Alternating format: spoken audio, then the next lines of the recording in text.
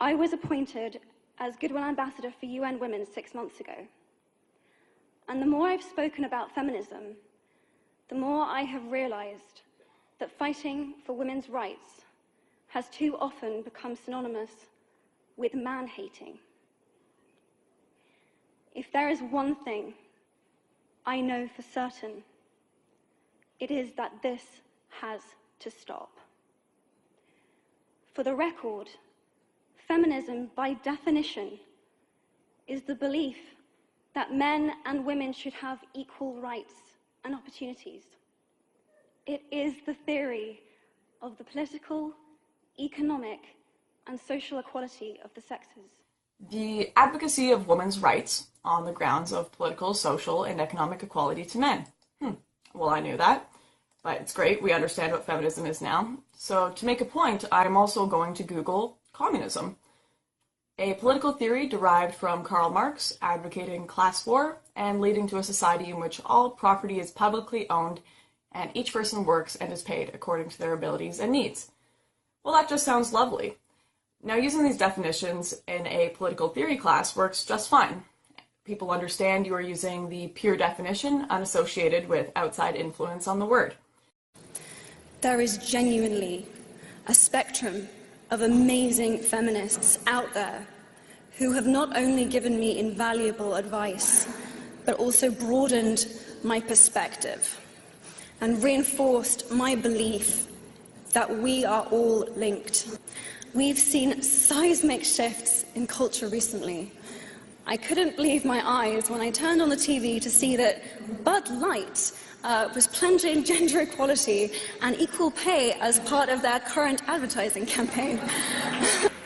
We already have some amazing things happening, some amazing female leaders, but I don't know if I would have believed you if you had told me 2 years ago, before I made my he for she speech, that we might have the first female president of the United States. Please don't let me down, America. But outside in the real world, we acknowledge the definition holds a different meaning regardless of what Google says. If we observed someone who lived in the USSR who denounces communism, we don't instantly assume that they hate the idea of each person working and being paid according to their abilities and needs. We assume they detest the communist government they lived under and individuals who did others harm in the name of communism. The same way when I look at a woman who is holding a sign saying, "I don't need feminism," I don't assume she hates equality for men and women. I assume she is against what feminism has become and the ridiculous things people who call themselves feminists are fighting for. This seems like a fairly easy concept to understand. So it looks a little silly when feminists like yourself, Mark, claim anti-feminists don't understand what the word means. Because you either understand you are using a stupid argument, or you are totally oblivious to the fact that movements' actions don't always correlate with their definitions. So today I wanted to speak to those feminists and explain why I'm still not a feminist and why third wave feminism is not, in fact, a movement for equality. I want to start by asking a question. If feminism is a movement for equality, why do we not see equal representation of both genders' issues? And why do we not see feminists complaining about benefits that women have over men in certain situations? I ask you to recommit yourself to be a part of gender equality. I genuinely feel that we are closer to a gender equal world, and certainly closer than we were 2 years ago, and I know that each and every he for she has played such a huge part in that. I am proud to have been part of lots of amazing things in my life, but there is nothing that I am prouder of than being part of this. People know you for He for She, yes. The United Nations Solidarity Movement, bringing men into feminism. The latest with that program, what can you tell us about where that is? Gosh, everything from sexual violence to FGM to literacy rates. So this year, I really want to focus on statistics and information and data collection. I think it's like the primary blind spot that guys have about this movement. What is it that we're not seeing? I think the word is really difficult because it seems to inherently suggest a preferential treatment of the feminine over the masculine because it has the feminine in the word. Rather than just basic fairness. Rather than just gender, across, just gender equality across the board. This isn't girls are better than boys, boys are better than girls. Hello, my name is Lauren. A few years ago, I uploaded this photo of myself holding a sign saying, "I don't need feminism because I believe in equality, not entitlements and supremacy." To my surprise, the photo was shared all over the internet, from BuzzFeed and even on Time magazine. I got a lot of support for the photo, but I also got a lot of hate and criticism.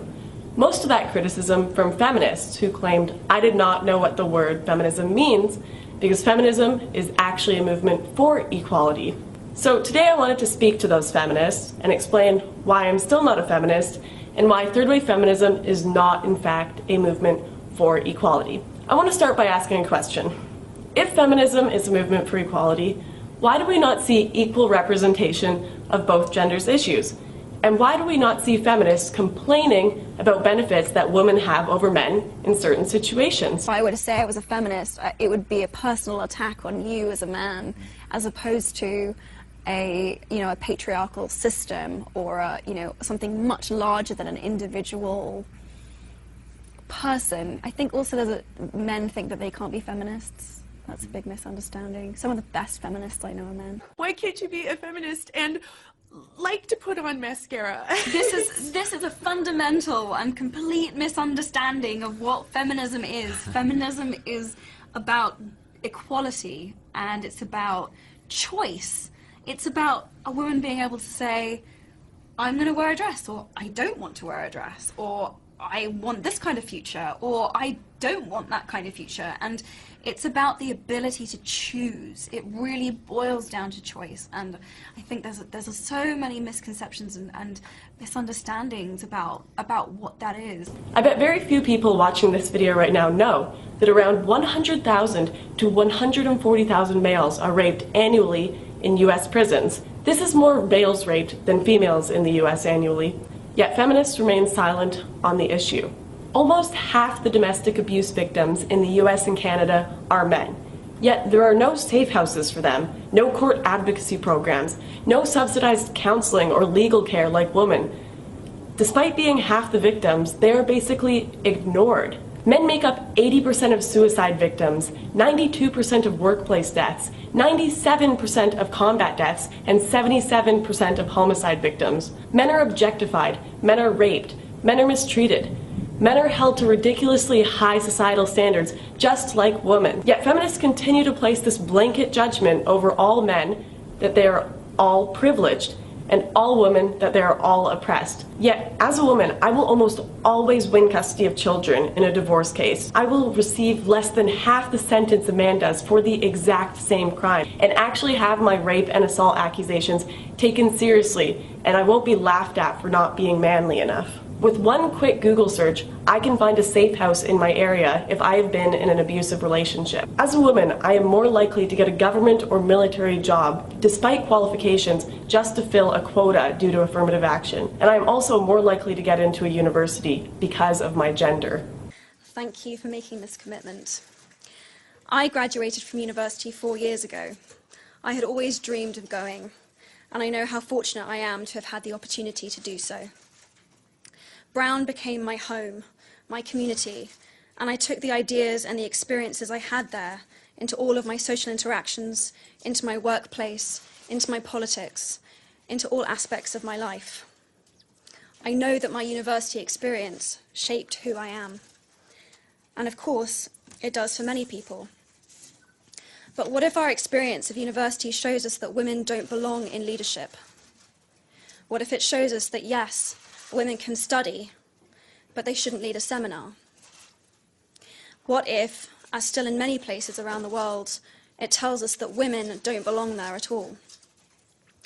What if, as is the case in far too many universities, we are given the message that sexual violence isn't actually a form of violence? So if feminism really were a movement for equality, you would see feminists rioting about the 140,000 men raped. You would see them questioning the fact that women get less than half the prison sentence a man does for the exact same crime. Yet, we do not see equal representation of men's and women's issues. Despite popular belief, feminism is not, in fact, a synonym for equality. I'm not trying to say that men have more issues than women. My point is that both genders have issues, and to argue that feminism is a movement for equality and doesn't just represent one gender's issues is quite frankly ridiculous. So this is why I'm not a feminist. I'm not a feminist because I believe that both genders should be treated equally and both their issues should be addressed. I'm not a feminist because I believe I should prove that I'm worthy of a job rather than having it given to me to fill a quota. I'm not a feminist because feminists are unintentionally creating a world of reverse sexism that I don't want to be a part of. So I will stick to promoting equality and justice, rather than a faux form of equality under the label of a gender-biased word, feminism. But we know that if you change students' experiences so they have different expectations of the world around them, expectations of equality, society will change. As we leave home for the first time to study at the places that we have worked so hard to get, we must not see or experience double standards. We need to see equal respect, leadership, and pay. The university experience must tell women that their brain power is valued, and not just that, but that they belong within the leadership of the university itself. And so importantly right now, the experience must make it clear that the safety of women, minorities, and anyone who may be vulnerable is a right and not a privilege.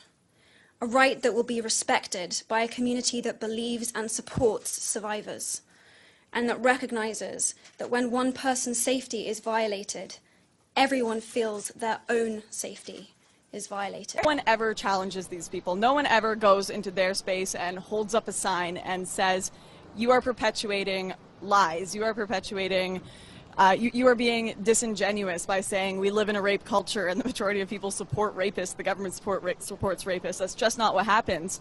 And the facts that they're giving you, whether it be 1 in 5 women are raped on campuses, whether it be the wage gap, those kind of things, and no one ever really goes and challenges them, and I'm not surprised. They're scary to challenge. They have a mob mentality, which you can see what happened to me. They had a mob come around me and just start yelling at me all at once. They mobbed me on Twitter after. They created lies about me. But people have to start standing up to this because it's just going to start becoming more mainstream and more mainstream. You're seeing it in academia with professors perpetuating feminist literature and feminist ideologies. You're seeing it in government too. You look at Hillary Clinton's campaign ads. So people think this is just a vocal minority, but really, even if it is a vocal minority, they are gaining traction in education and politics, in the workforce with affirmative action. So it's not whether or not this is a vocal minority or not, it's the fact that they have influence, and that's scary.